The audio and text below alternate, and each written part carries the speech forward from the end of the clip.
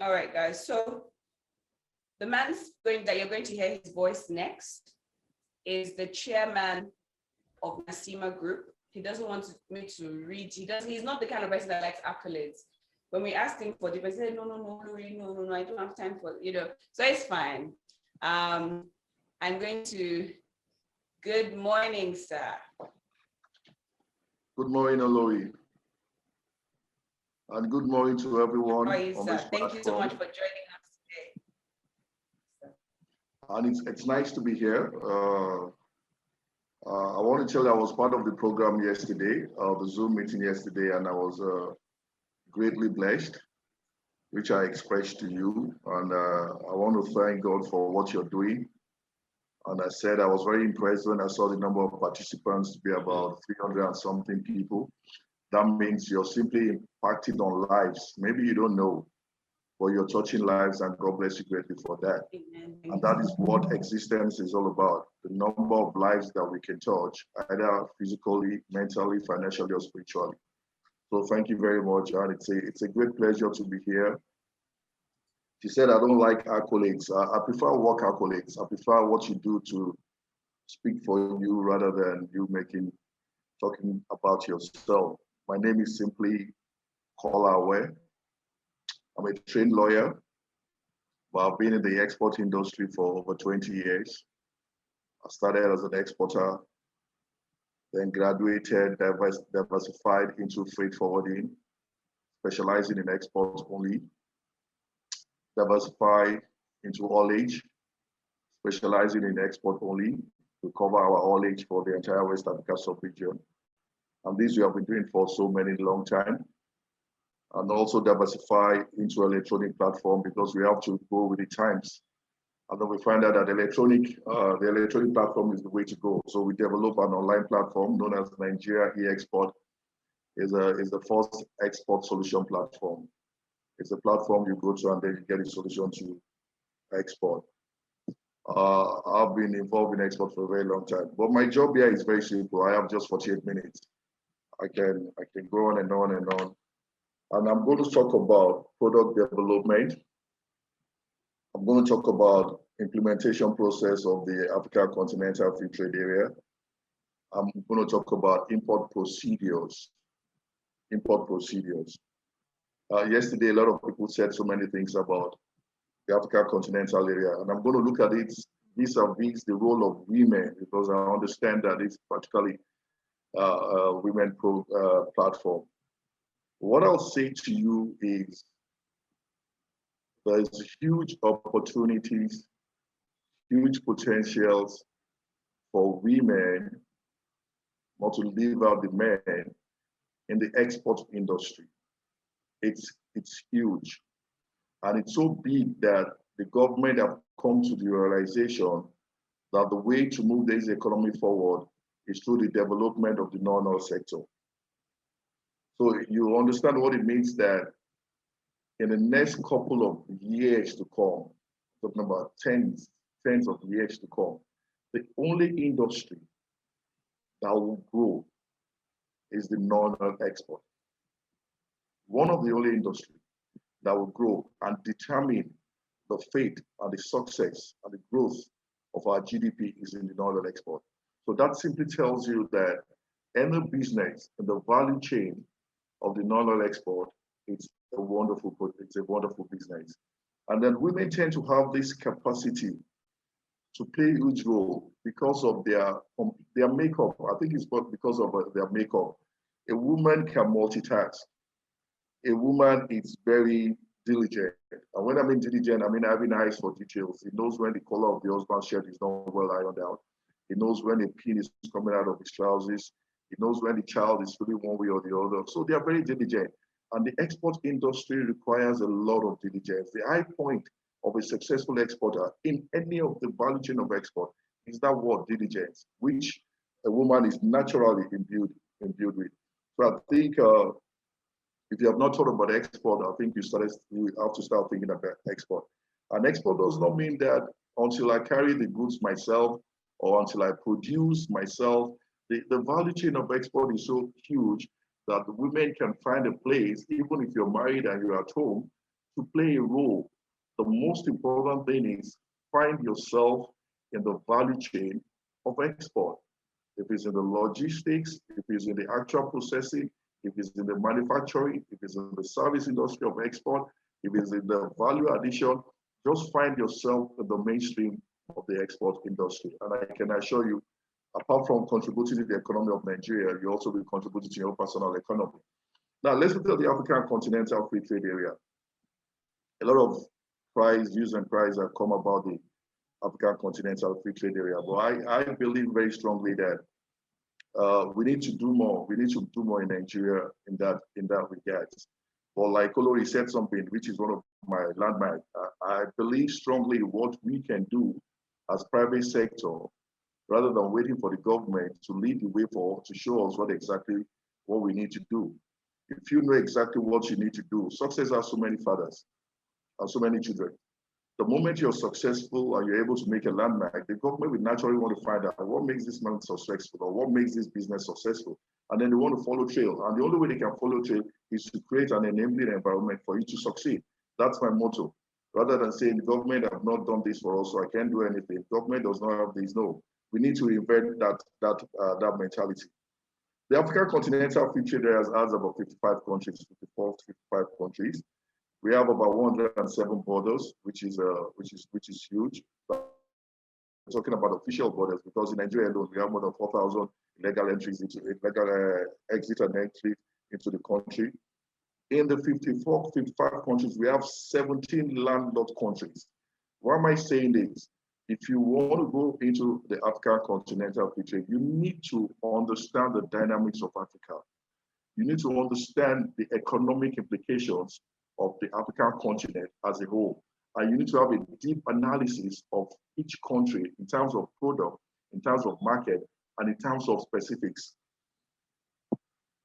For example, in Africa, we have 33 countries classified as least developing countries. 33 countries. That means there's only 22 countries that can be classified as highly developed countries. What does that mean to an average businessman? It's opportunity, a window of opportunity. A country that is least developed is working assiduously to make sure that it improves on its GDP, to make sure that it improves on the national income, to make sure that it improves on the per capita income of the citizen, to be able to be classified as what? As an highly developed country. So that tells you there's an opportunity. So there are 33 companies that have huge opportunities apart from the 24 for you to be able to see what you can do either in services or in which other sector. And then when you look at it also, you find that out of these 54 countries, 25 of them speaks English. Language is very key in anything. 25 countries speaks English. Nigeria speaks English. So I'll say to myself, I don't speak French. So most of my analysis and my market entry strategy will go to 25 countries. Imagine if I have my products in 25 countries. That's good enough for any SME, any small, medium-sized company. So you consider also that. Then you also consider that 29 of them speaks French. You put the two of them together, you have about 54. And it's a 1.25 billion population, which is very huge and a $3 trillion market. $3 trillion market. Now, I've shown to you the opportunities. The market is big. It's considered as the largest single economic bloc in the world. EU is about 28 countries. So the AFTA is the largest single economic bloc in the world. Now the question is this: how is an average MSME going to take advantage of this 1.2 billion population and 3 trillion market? What has the government put in place for these MSMEs to be able to take advantage of this? Those are the big questions. And this question deserves an answer. And that is the truth of the matter. Don't forget that every 24 countries, they are looking at these figures. 54 countries, they're looking at the 1.25 billion people, and they're looking at 3 trillion markets. And they are doing everything that they can to be able to take advantage of this. Now, what are we doing in Nigeria? The MSMEs need to understand something. Your product, I'm coming to product development now. Your product is the passport for your company. And the passport needs to have a visa for you to get into another country. So what it simply means is that you must develop your product for it to have an international acceptability. That's what we mean by product development. Sorry, please.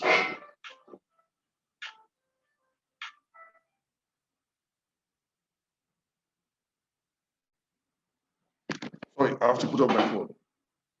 So product development is ability to produce your product in line with the international best practice. Ability to produce your product, manufacture or produce your product in line with international best practice, so that wherever you go, that product is internationally acceptable and not rejected. So we're going to go to what are those things that we need to consider when we want to develop our product? What are the things that we need to put in place for us to be able to develop our product? The first thing you need to consider is, how do you produce? How do you produce the product? Where exactly are you producing this product? What manner, what quality of raw materials are you using in producing this product? What standards, parameters are you using in producing this product? Those things are extremely very key. And when you see that any certification in the quality certification company is coming, the first thing they consider is, where do you produce? Are you producing in your room? Are you producing in your kitchen? Are you producing in your factory? Are you producing in your backyard? Exactly what point? So the first thing that we need to consider is where we produce. Where we produce play a lot of role. There's what they call, the NAFDAC has something which is internationally accepted. It's called GMP, Good Manufacturing Practice. They till on the good manufacturing practice. Manufacturing practice consider every process of materials till the final product is manufactured and leave the company. That's the exact. And in each line, they put in place a lot of processes to consider whether what you're doing is in line with the internationally acceptable best practice. So wherever you are that you're producing and you're not producing in the right place, the first thing you need to do is, how do I get to produce my product in the right place? A lot of MSMEs find it difficult for them to be able to acquire factories. They find it difficult for them to be able to acquire locations where they can have good manufacturing practice. And so they end up doing a lot of production in their back room. They call it a kitchen factory. They end up doing a lot of production in their kitchen. Really, is there something wrong with it? Yeah, something is wrong with it. Is there a solution for such a factory to be able to come up, scale up its production, and be able to have a better place of production? The fact is yes. But for you to be able to do that, you need to consider partnership. You need to consider partnership and relationships. As the chairman of Nasima Export Group, when I became the chairman about two years ago, I noticed that most of my members still have this kitchen factory. They don't know where they actually produce this product. And then when I look at some of the products, some of these products are highly well-produced products, highly well-packaged products. But because they don't have a location, it becomes very difficult for NAFDAC to come to them. So what did I do? I'm more of a solution person. I walked up to one of the government agencies, not NAFDAC, and I had a perfect MOU with them. Because these agencies, they have open space, they have space for manufacturing process. And as I say, I have members, I have about 30-something members that have wonderful products, but they cannot get the NAFDAC certificate except they have a place where they can produce. And I want to work, I want to have a relationship with you so that we can make a place for them. And that was what happened. They created a place, and the people and the SMEs, MSMEs, they are producing in the kitchen, in their backyard, in their frontier, ended up producing in a facility put in place by government. But because a lot of us did not inquire and find out where and how, we still continue to produce at the back of our houses. So today I can say to you that most of, about 31 of them are processing their NAFDAC certificate. Out of that 31, about 2 or 3 of them have already gotten their NAFDAC certificate. Why? Synergy, collaborations. And how did we achieve that? We achieved it with numbers. If I had walked in and said, I want a space, it would have been very difficult for them to give me a space. If I had walked in and two of us had walked in and said, no, we came with a bulk crowd, we came with 31, and that gives us a leverage for us to be able to get into that place. So when you sort out the issue of your location, which is very critical, you check your ACAP, your critical point, hazard critical point control point, and you see that your points are in order.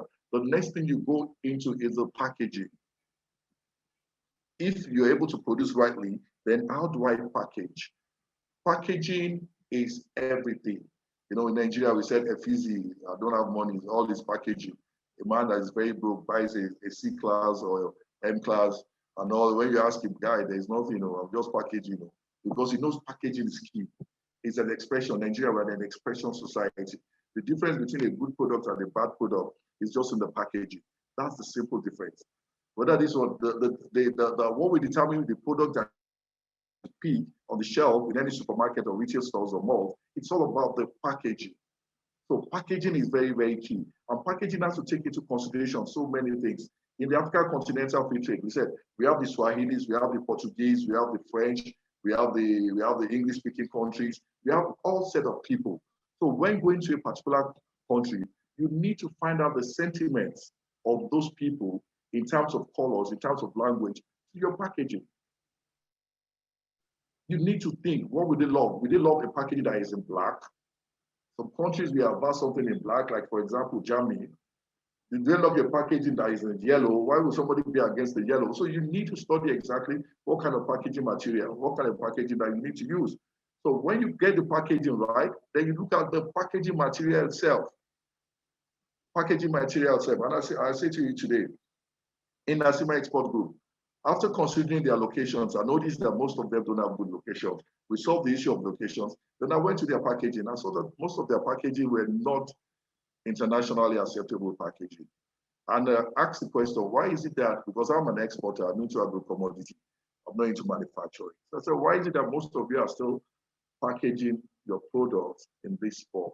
Why don't you use all these Ziploc bags, all this one? You're putting a rice, you're putting a nylon, you're putting a sticker, you just go to the printer, you're putting the sticker. And they said, the companies that produces these things in Nigeria, you have to buy as much as 10,000 for them to be able to sell to you.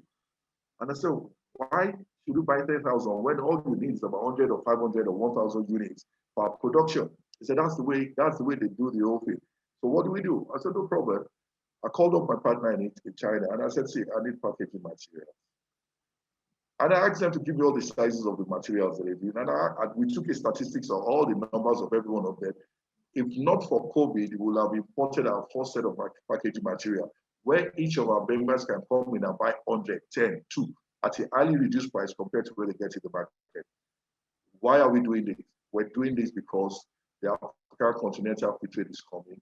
And if their product is not set for the market, the product of other countries will be set for our market.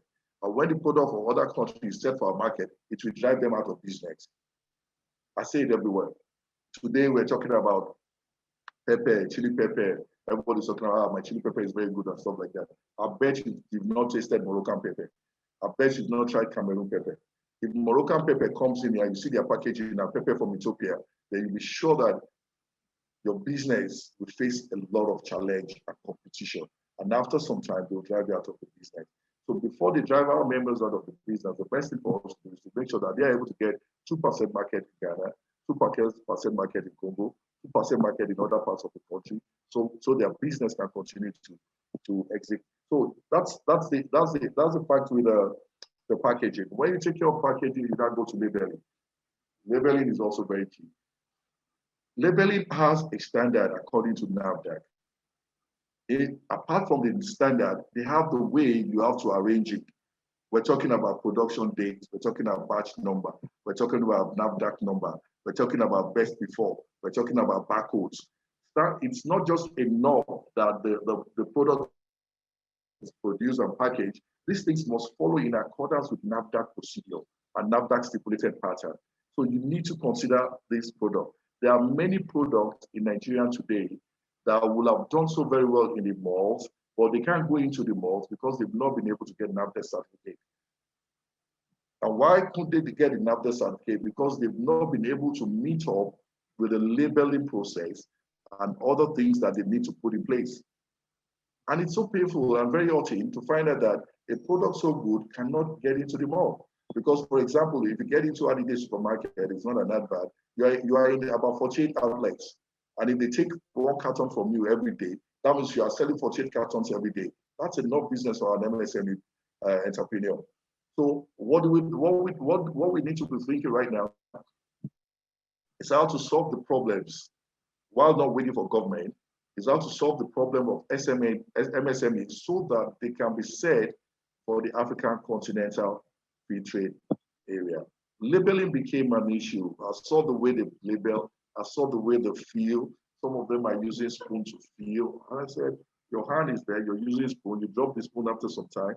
Microbites and organisms will come on the spoon and use the spoon to do that. But when you see it after some time, the product gets spoiled. Maybe it's best before 3 months, but now in 1.5 months, the product is just getting out of the system. So what I did was it set in place the process of reporting a packaging machine, a filling machine, and a labeling machine, a 3-sided labeling machine. And amazingly, when I checked the prices, these things were going for 700,000 naira. 700,000 naira. This is what the labeling machine cost. What we're trying to do is to ensure that everybody that is with Nasima Export Group, that is intending to go into the business of export of this product, can come to a place, which is where we're looking at for now, and label their product correctly. All they need to do is to bring their packaging material, label it, go back to wherever they are operating in, and put it in the perfect labeling center.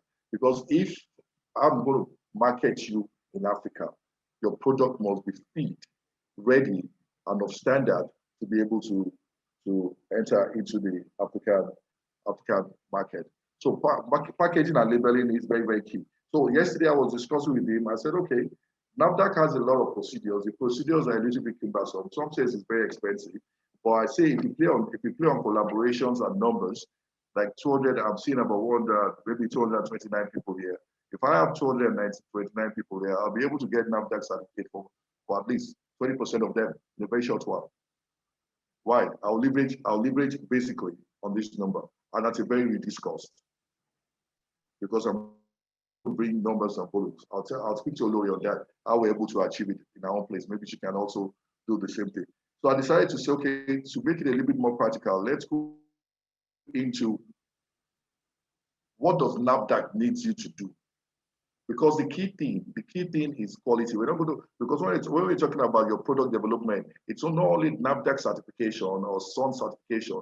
There are other international certifications that you need to obtain. I'll go into that later. But now let's look at the key one first, which is the NAFDAC, which is domesticated now. What does it take to get NAFDAC certificate? What do you need to put in place to get NAFDAC certificate? And I won't be telling you about the cost because the cost might change tomorrow. But I'll tell you about the document that you need. I'll tell you about the documents that you need to put in place. Those documents are very key. And some of these documents, you think they are extremely expensive, but when you go with numbers, you find out that you can get them for as little as 10,000 and 11,000 naira.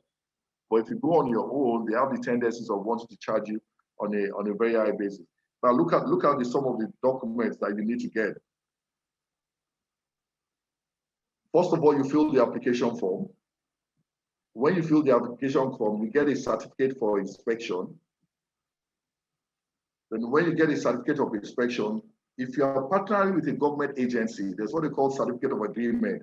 You make an agreement with the agency to be able to leverage on their facility, leverage on their process for you to be able to register your product with NAFDAC. So you have to get a certificate in place for that, certificate of agreement in place.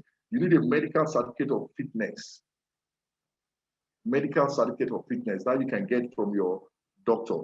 You need a standard operating procedure. Your manufacturing procedure must be spelled out like in a flow chart. How do I produce? I buy the raw materials, I mix the raw materials, I add water. You need a standard operating procedure for them to be able to get it. Then you need to put up a request for registration. which you have to apply to NAFDAC that you're requesting for registration. Then you have to have a distribution and recall note that permits you to distribute and that permits you to recall in case NAFDAC notice that there's something wrong with your product, and then you need to recall the product. You need to have a medical report. You need to have a certificate of fumigation. You need to have a batch formulation, how you formulate your batch numbers. Then you need to have analysis, certificate of analysis. If you go on to nafdac.gov.ng, you'll be able to see some of these processes that you need to follow up with. After surviving your NAFDAC, it is also good for you to get a markup, especially for those in the manufacturing process. The markup is from Standard Organization of Nigeria that gives you an NIS certification on your product. That's a visa. If I see an NIS certification on your product, it means this product has been certified to be fit for consumption or for whatever purpose is necessary for. And that you can do at Standard Organization of Nigeria. So it is not enough that you have a NAFDAC certificate, because NAFDAC is basically for food and drug. For non-food and drug products, you can proceed to SON to get the markup. They call it Mandatory Assessment Conformity Program that you can obtain from them. If after getting the local certificate, which is the NAFDAC and the SOCAP, then you can advance further because you're playing in the global market. And the global market also have a global language. And that language is also what? Quality specifications. And there are agencies all over the world, both government and private sector, that are assigned and dedicated to give global certification for products. A global certification for product means your product can enter any country in the world. A NAFDAC certification means your product can enter any market in Nigeria. Any market in Nigeria, any retail mall in Nigeria. But a global certification creates an extension, a value to your product to say now you can play in the global market, either in the African continent or the EU or Asia or America. So you need to, as a matter of importance, if you're going into the business of export, to start thinking. It's not something you can do because they become highly expensive. Some of these things are very expensive, as much as $5,000, $10,000. So you don't have to bump into it as an MSME. Scale up your production, conquer the regional markets, see what you can do in the next door neighbor, Ghana, West Africa, Cameroon, and other places. Then once you make enough money, have it in the business plan, then in 2, 3, 4 years, I must pursue my global certification. And there are agencies for that. We have the Global Gap, which is one agency. We have the Fair Trade, which is another agency for global certification. We have the Kusha. Kusha is another agency. They have Kusha Africa now. They are based in VI here. You can approach them. You can get Kusha certification. If you get Kusha certification, you're good to enter the American market, the Israeli market. We have NICEite from Nigeria that gives certification. We have EcoCert. So there are several bodies, both local and international, that can give you this certification for you to be able to develop your product. So once you're able to get international certification, your product is fit for the market, for the international market. So I believe that you could see the process of developing your product to export. Take time out to follow it. The environment, the quality process, the certifications, both local and then international. Some of those international certifications you can commence from Nigeria without you traveling abroad. Now, for example, if you're exporting to America, for example, you have to have the Food and Drug Administration, FDA certification. FDA certification costs between $100 to $700, depending on who the consultant that you're using. And if you're going to West African countries, which is one of the issues that the African Continental Free Trade Area need to attend to. If, for example, I'm going to register a food product in Ghana, I'll be paying $9,000, $10,000 to register a food product in Ghana. A food product that is already have a NAFDAC number and there is no harmonization of standards between Nigeria and Ghana. And if I'm going to do cosmetics, I'll be paying as much as $15,000. How many MSMEs can afford $10,000 and $15,000? So that simply removes the Ghana market from MSMEs export plan. So we have to be considering all those quality certification. Now, let me look at the second issue now, because I know my time is running out. Let's look at the implementation process of the Africa Continental Free Trade Area. For me personally, I'll speak for myself. I'm still in the dark. I'm still in a complete dark. And if I'm in darkness right now, I can imagine how many people and MSMEs are in darkness. I said that because I play a lot in the African continent. I play a lot. I own trucks that ply the entire West Africa region in terms of movement of goods for companies in Nigeria. I work for clients that move their goods within Africa. And today, I do not understand. I've not gotten a clear-cut process or a procedure of how we're going to play in the Africa Continental Free Trade Area, even though it has been launched and kicked off in 1st of January. There are a lot of questions that is opened up for answers. A lot of questions that is opened up for answers in terms of the rules of origin. Somebody was talking about rules of origin yesterday, and I listened to him, and I said, it's not enough. We can define the rules of origin. Everybody knows what rules of origin is all about. But how do I apply my rules of origin? What is the applications for rules of origin? What is the process for me to apply that these goods that I'm producing originate from Nigeria? Under the ECOWAS Commission with the ETLS, we know the process. You apply to the Ministry of Foreign Affairs, the National Approval Committee will sit down, and the National Approval Committee will approve you, and then give you a certification, an ETLS certification that you're free, that your goods have satisfied the rules of origin. And there are two critical points in the rules of origin. It's not only that the products are produced from Nigeria or any West African member state, but also the company originates from West African member state.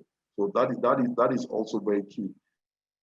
And what kind of in understanding the company that originates from the West Africa, any of the African countries, what kind of process are we going to use? Are we going to use the same one that is applicable with Francophone countries? Because in the Francophone countries, for example, if I register a company in Togo and the company is SARL, that company can do business in all Francophone countries. But if I register a company in Nigeria and I want to do business in Ghana, I have to register a new company in Ghana. I have a company in Ghana, I have a company in Nigeria. So I have to register a new company in Ghana. I have to register a new company in Nigeria. But the system in the Francophone country is far different from what we practice in the Anglophone. So we want to know, in the Africa Continental, in proving origin, what kind of process are we going to adopt? Are we adopting the one under the English-speaking West Africa countries, or we're going to adopt the one under the French-speaking West Africa countries?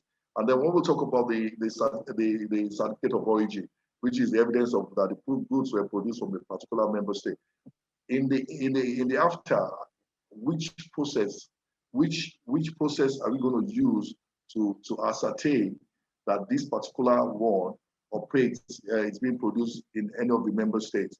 Are we still adopting the one that we have under the ECOWAS Commission, which we have 3 bands? The first band is that the goods was only produced in any of the member states. Second band is that the goods has appreciated some kind of transformation that bring about the change of in tariff head. Then the third one is that there's a value addition of minimum, value addition has taken place of a minimum of 30%. Is it the same process that is going to be applicable? Then the certificate of origin, who is going to issue the certificate of origin? One moment we're hearing about customs, then the next moment we're hearing about the chambers of commerce. But like we know, internationally, the International Chambers of Commerce has the sole responsibility and jurisdiction for issuers of certificate of origin. Is it going to be the same, or customs will now be the one to be giving us the certificate of origin? And then the certificate of origin, what format is it going to take? If you're exporting to French-speaking West Africa countries, you need customs stamp on that certificate of origin under the ECOWAS movement.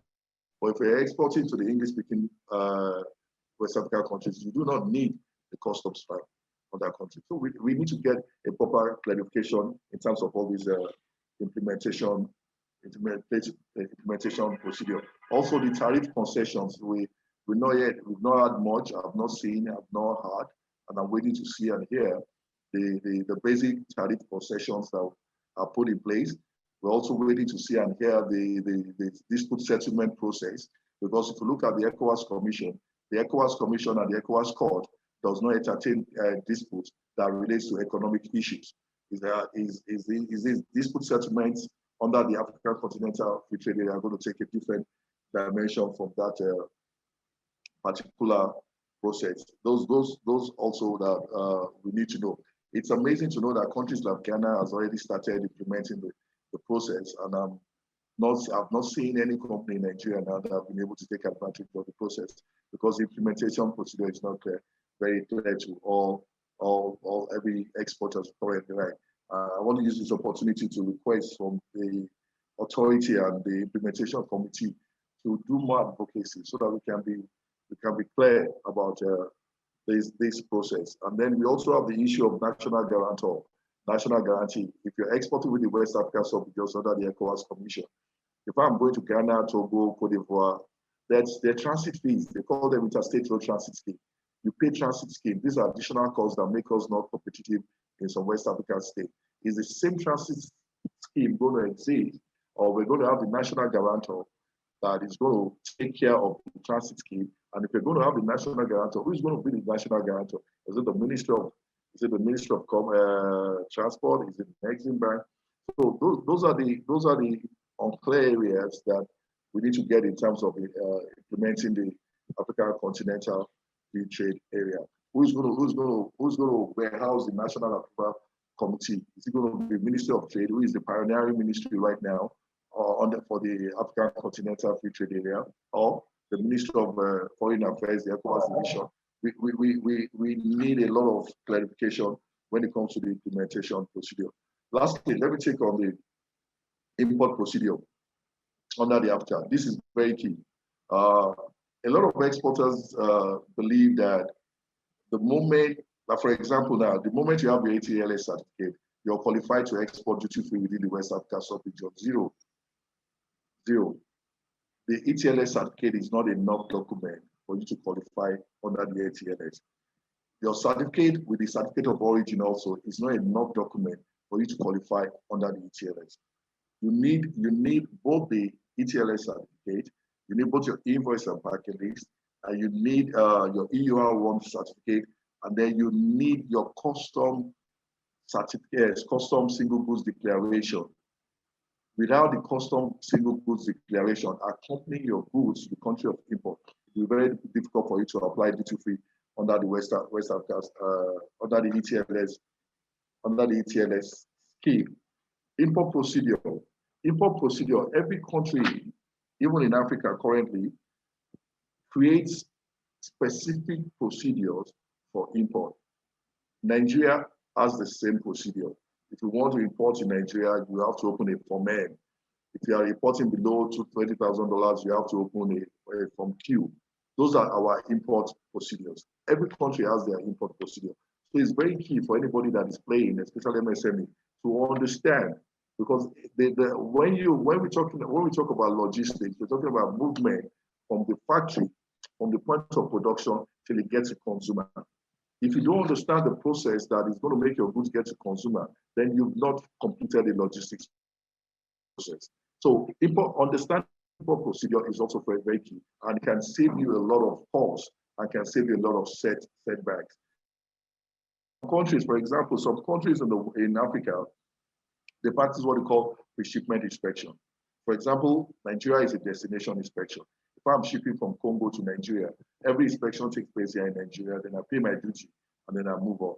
But if you're shipping to a country like Congo, from Nigeria to Congo, Congo is a pre-shipment inspection, which simply means that all the inspection must take place in Nigeria before the goods get to Congo.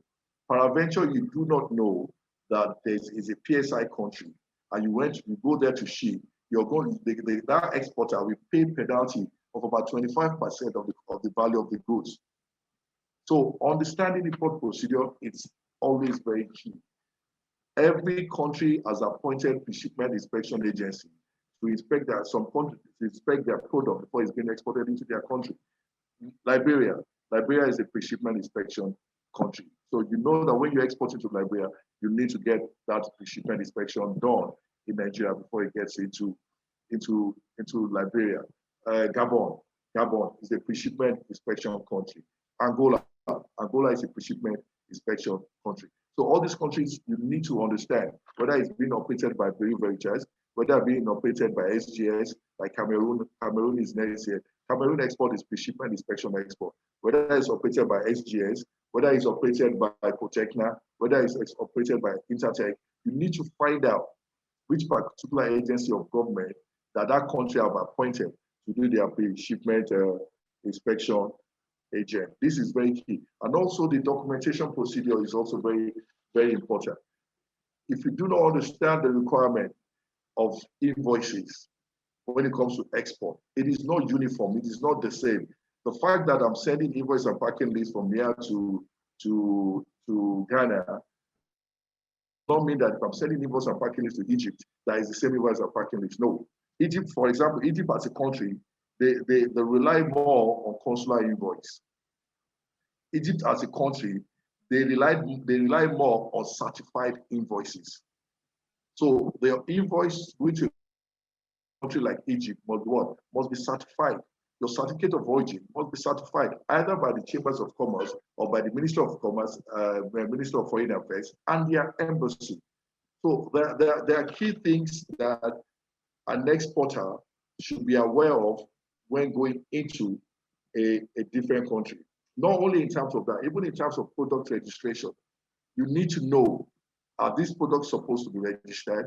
If they are supposed to be registered, who is the registering body in that country? If you're exporting to UK, everybody knows that anything food and drug is under DEFRA. You know you have to do the DEFRA, so the DEFRA have to be involved in those products. So it's key that we consider all these things. So in concluding, it is very important for us to know that the market is big, but the market needs a product that can be acceptable. And every one of us, particularly the organized private sector, should put our hands together and see how we can develop the MSME products in Nigeria so that they can enter and be part of the African Continental Free Trade $3 trillion market. Thank you very much. Thank you so much, sir. In fact, the questions have been pouring Olori, in. are you there? Oh, Christ. Yes, I am. Can you hear me? Take out the plug. Can you hear me? Can you hear me? Can you hear me? I can hear you now. Awesome. Okay. All right. So thank you so much, sir. Even I learned so much from that session. I mean, the comments are just pouring in, you know, it was enlightening. And I think for a lot of people who have been maybe getting away with doing business as let's just manage this kind of business, they can see that there's a lot of work to do in order for them to even to do trade within Nigeria. You're still going to need to up your game to a certain extent in the coming years. Sorry, if you permit me, Olori, sorry, I skipped the service sector. Okay, sir. Yes, service sector. The questions have been coming from service so hard, actually. Can I just make some inputs on the service sector? Yes, sir. I'll make it very brief. Yes, please. Trade, when trade drives, it drives so many things with it. When trade drives, it drives so many things with it. And I want entrepreneurs, MSMEs to start considering the service sector that goes along with trade. The services that you can put in place that goes along with trade. The borders have been broken down. It's not a borderless Africa. So that means there are a lot of services that will be required within the entire West Africa sector. And if you key your services into the area of trade, it simply means that as the trade grows, your services increases. As the trade grows, your services increasing. And there are huge services that is available. The legal service is huge, and it's going to be very, very huge. Companies who want to make trademarks, companies who want to do trade names, companies who want to register their products, Companies will have reasons for litigation. Companies will want to appoint commission agents. They want to appoint brokers. Agreements are going to be put in place. Tailor your services, whatever services you're in, alongside the trade so that you can go with the trade. I tell people that whatever business you have, try to factor it into the mainstream of a multinational, because if you factor a business into the mainstream of multinational, you grow with the multinationals. And these are companies structured for growth. So the same thing, your services, factor it within the trade sector. And how do you do that? The online platform is huge. I have said so many things now, and I can bring out six service businesses. If somebody has listened very well, 6 service businesses that can be deployed, and the person will be making a huge amount of money. For example, the Zimbabweans, they don't know much about Nigerian business. They don't know much about Nigerian environment. They don't know much about Nigeria, but they want to come to Nigeria. The Botswana, they want to come to Nigeria. Everybody wants to come to Nigeria. So there's a lot of there's a lot of services to be provided in terms of knowledge, information, data. A platform that will chronicle this alone is huge. I said something about import procedure. Many people are in the dark on import procedure. I can sit in a place and do an analysis and import procedure for African countries on the platform. That from anywhere you can access the import procedure in the 54 African countries and get them updated on a regular basis. Key your services into the mainstream. Have call services. Some people want to come in, they want to take cheap labor. There's a lot of labor that is not too expensive in Africa. They want call services to be operated from Africa. They need people that they work with to set up as call services from Africa. Service industry is a very big business and huge business. And if you look at where Nigeria based the economy, you find out that 58% of the economy of GDP was from the service industry. So also it is in Africa, in every part of Africa. So whatever you do right now, whatever you're thinking to do in terms of service sector, mainstream it with trade. Mainstream it with trade, because the trade is just growing. And as it's growing, you grow alongside with it. Thank you very much. Can you hear me, sir? I saw a question here. How developed is the cold chain logistic in the West African sub-region? Yes, sir. Yeah, basically, when it comes to cold chain logistics, Nigeria have not been able to explore fully the advantage and the importance of cold chain logistics. And you will see that in play with the current challenge that we're going to have in trying to distribute the vaccine, because the vaccine distribution requires a cold chain logistics. If we are on par with South Africa in terms of the cold chain logistics, it will have been easier for us to be able to deploy all the vaccines to every nook and cranny of the country. But because we've not deployed cold chain logistics, it's not been fully tapped into.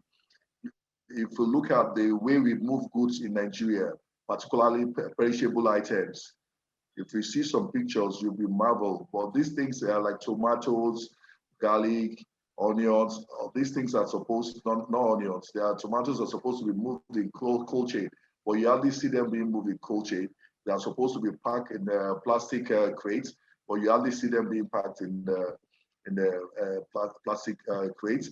Our rail line also do not have a cold chain facility, so that it becomes difficult that you cannot move tomato from the north to the south.